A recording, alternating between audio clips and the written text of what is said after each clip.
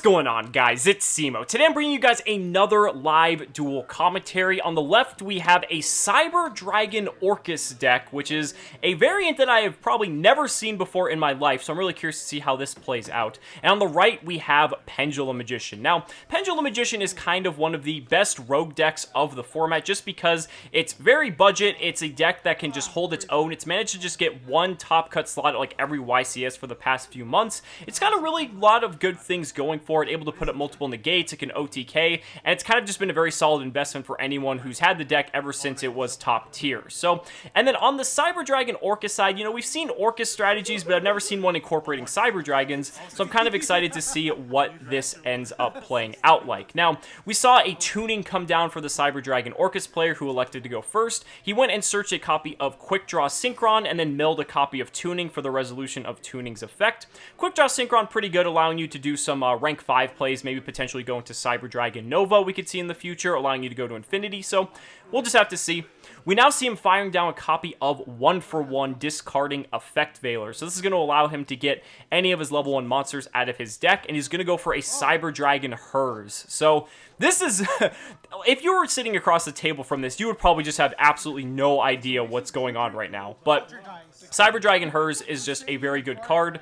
Has multiple effects. It allows you to just search when it hits the graveyard, so that's really nice. Looks like the Cyber Dragon Orcust player is going to link that off for Link Kuriboh to trigger that effect of Hers to add a Cyber Dragon card to his hand.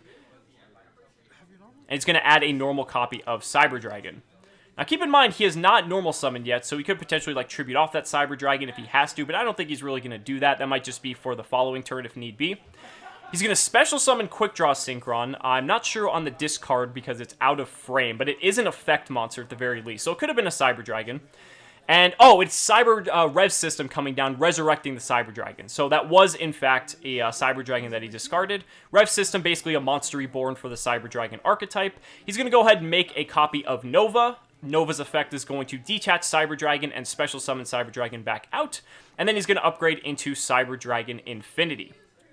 The Orcust player then links off the Link Kuriboh and the Cyber Dragon for a Nightmare Phoenix, and now going into Nightmare Mermaid, and this is where the effects are all going to go off for the standard Orcust combo, summoning out an Orcust Nightmare by discarding an Orchestrated Return, and this is going to get crazy, because now not only is the Orcust combo going to resolve, but he also has Infinity to protect his board from potential hand traps.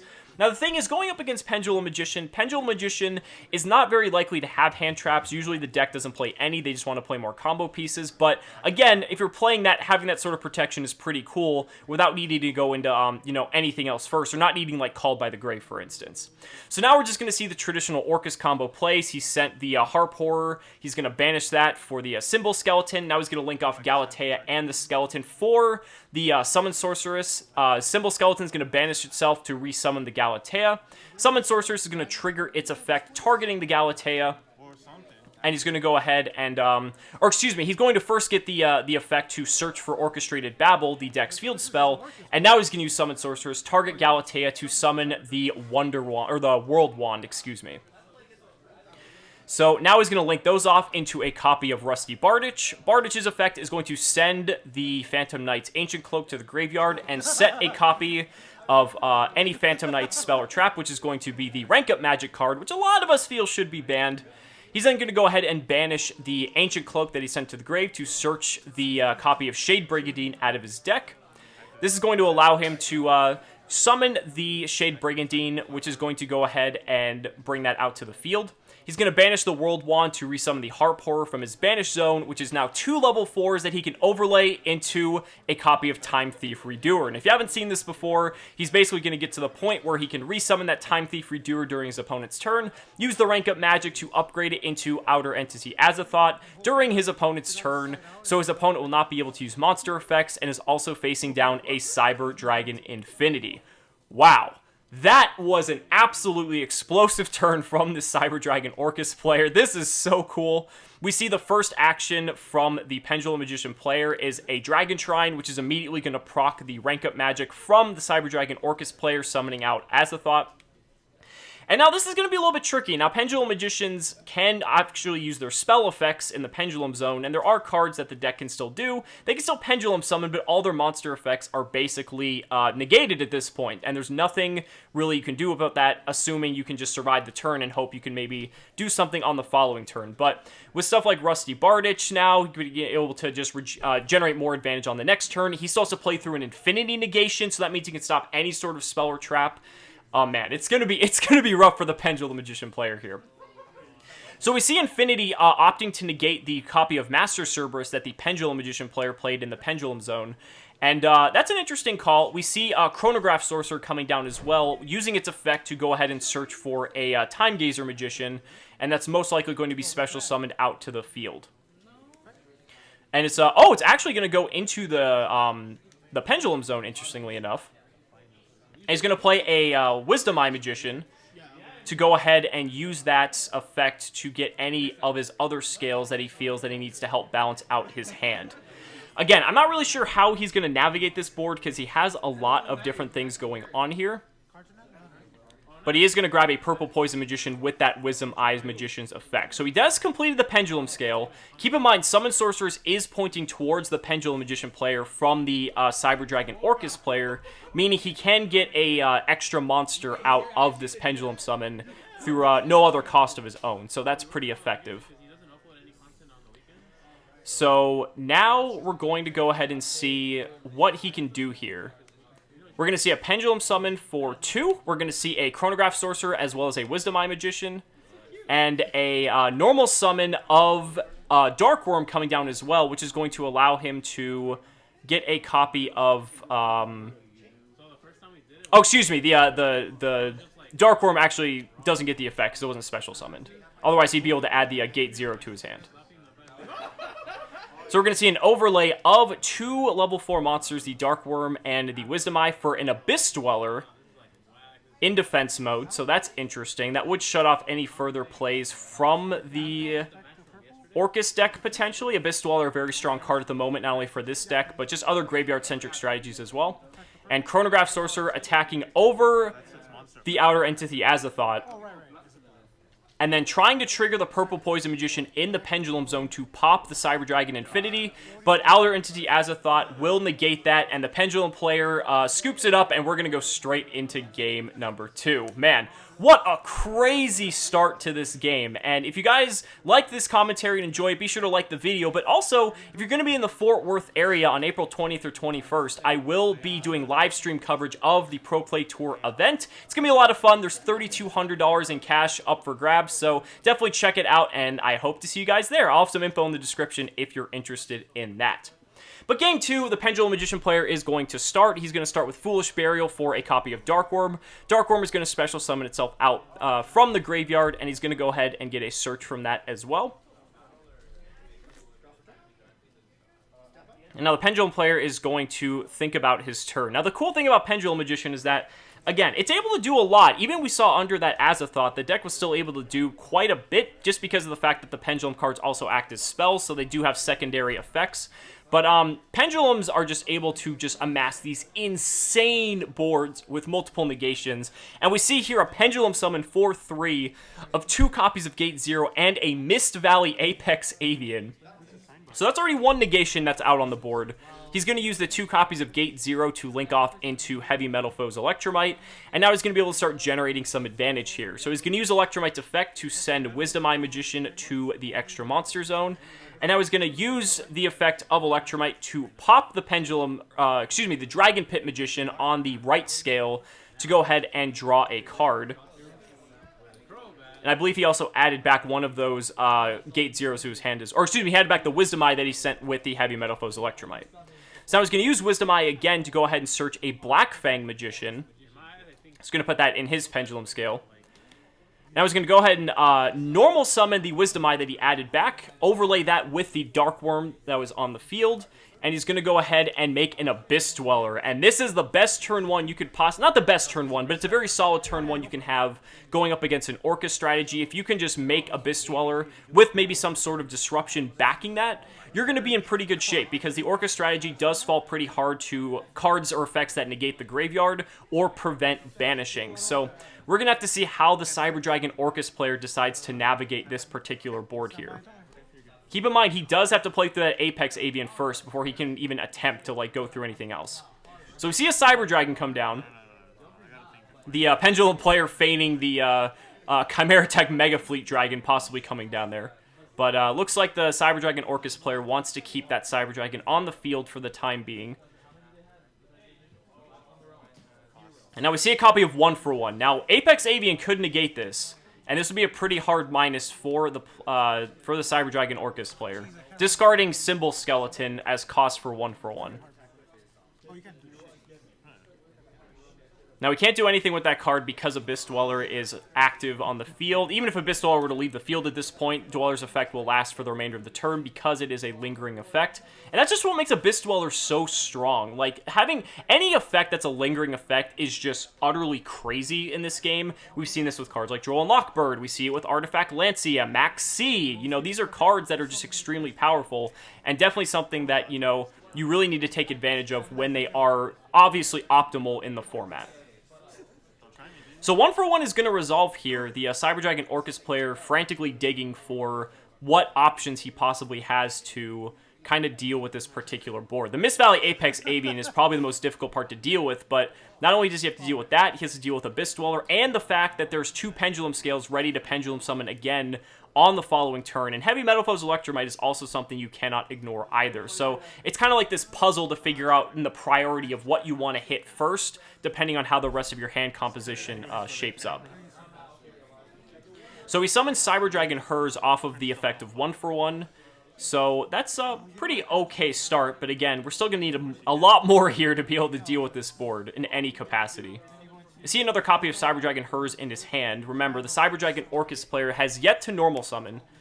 And Apex Avian is actually going to go ahead and bounce the Hers back to the hand. And we're going to see a Neospace Connector come down from the Cyber Dragon Orcust player. So Connector going to go ahead and dig out Aqua Dolphin, I presume. Yes, it is.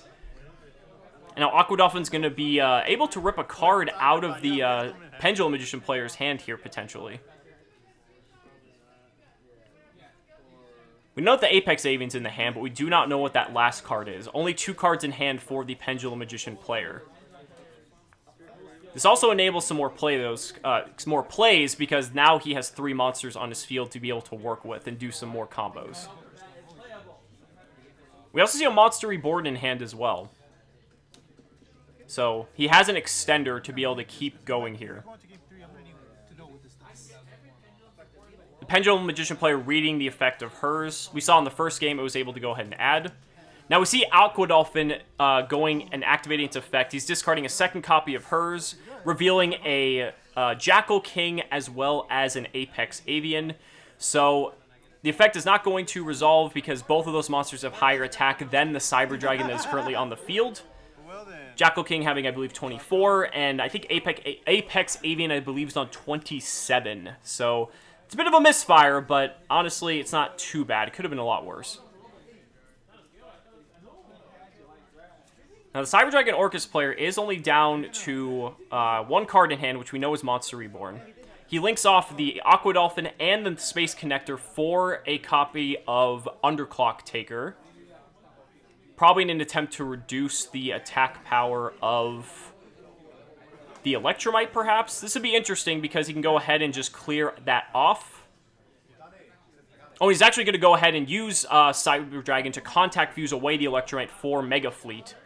So that Mega Fleet's going to be on 2,400 attack power, 1,200 for each material used. And he'll be able to clear the Abyss Dweller here, but he still has to worry about those Pendulum Scales because the Pendulum Magician player will just be able to Pendulum Summon back on the next turn, and that won't really be too good if he can't deal with it. He could Monster Reborn potentially and maybe use like a Phoenix to pop the Oath Dragon Magician that's in the left scale. Black Fang Magician being the one that's in the right. Black Fang would just be able to special summon a monster, though, from the grave, so I don't know if that would be too good. Monster Reborn is coming down, though, for Cyber Dragon. So now he can go ahead and get in some damage in addition to all this. But he doesn't have any cards in hand now, though, so he's not going to be able to make something like Phoenix to pop a scale. So while he will be able to clear the Abyss Dweller, which he does by attacking it with Cyber Dragon, the Pendulum Scale is very worrying coming up here. So he goes ahead and attacks for a total of, I believe it was 3,400 damage between the Mega Fleet and the Underclock Taker, leaving the Pendulum Magician player on 4,600 life. And he's going to go for a Link 4 play here, potentially, and make a Borrelsword Dragon. I don't exactly think that was smart because that's actually giving the Pendulum Magician player an arrow now. So now they're going to just be able to have an extra place to Pendulum Summon, and he's resurrected the effect of he resurrected Dark Worm using its effect, and it looks like the Cyber Dragon Orcust player just scooped that up. So we're going to be going to Game 3. It is 1-1 between these two, and I'm very excited to see how this match plays out, because this has been thoroughly entertaining so far. Nice little handshake there. And Cyber Dragon Orcust player starting off with a Neo Space Connector. That's a pretty good start. As we saw last time, it was, it did backfire, but it's very likely... Oh, he had the Aqua Dolphin in hand, though, unfortunately, so he isn't going to get that plus from the connector. So Aqua Dolphin's going to target the Space Connector, discarding another copy of it. And we're going to see the hand here. Gamma and Driver, Pot of Desires, a Purple Poison Magician, and I believe a Black Fang Magician. So no hits for the effect of Space Connector, but now he knows that there's no hand traps. Oh, actually, he does. There's Gamma. So he does have to worry about Gamma coming down. So he's going to link off into Phoenix. Phoenix is going to link off into Unicorn. He's going to discard a Cyber Dragon, and this is where Gamma's probably just going to come down. He's going to special summon the Driver out of his hand, so both players drawing their quote-unquote brick cards in their opening hand, but it doesn't stop their engines from working. And Monster Reborn coming down now. The last card in the Cyber Dragon Orcust player's hand. I'm not sure if it was wise to just go in and bait out Gamma like that, because you're just kind of sitting on Cyber Dragon at this point. So I don't know. I mean, maybe there wasn't really a way to exactly play around it. But, Pendulum Magician player showing another copy of Gamma that he drew. Which is a dead card now that Driver has been banished from the first Gamma's effect. Pot of Desires coming down, banishing 10 and drawing 2. And I think the Pendulum Magician player should be in a pretty good position at this point.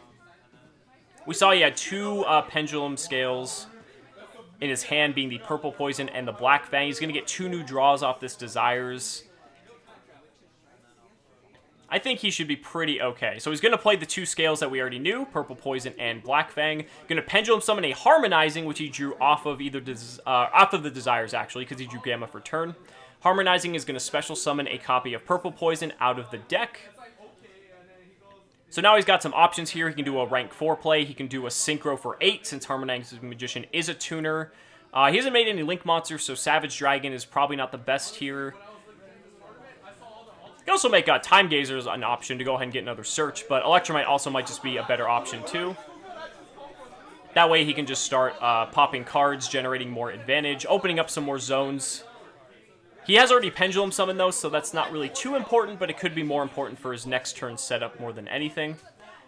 So with the effect of Electromite, he's going to send Wisdom Eye Magician, use its effect to add it back to his hand, and pop the Purple Poison Magician. And since Purple Poison Magician was destroyed, he's going to pop the Cyber Dragon that is on the Cyber Dragon Orcust player's field, leaving him with no cards. He's going to go ahead and use a Wisdom Eye Magician to get another card, most likely a low scale. He's going to grab Oath Dragon, which is great because that allows him to just recur any of his Pendulum Magicians that are in his extra deck. So it looks like he's going to grab the...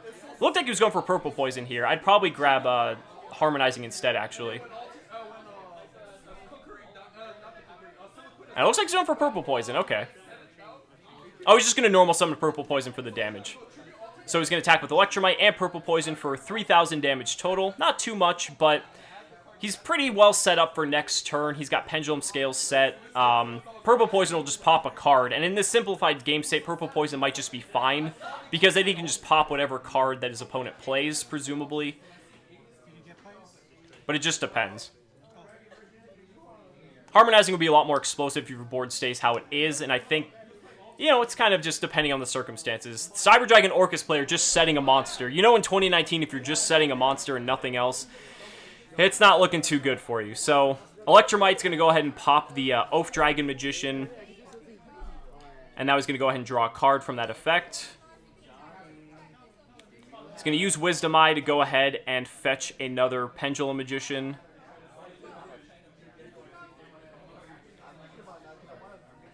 Now, this is not looking good for our Cyber Dragon Orcust player here, but I think it's really cool to showcase, you know, kind of how these two archetypes synergize together. We saw that in our True Draco Sky Striker matchup as well that we did yesterday, that, you know, there can be some, like, interesting creative aspects to this game if you really want to try to make things work.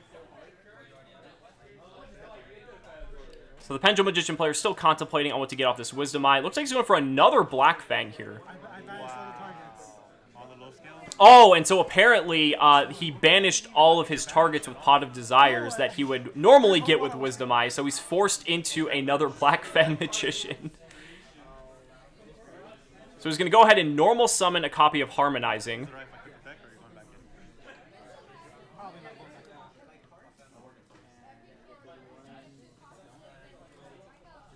Heavy Metalfoes Electromite is still at 1, otherwise making just a second one would be pretty good here. Oh, people are gonna see this shit.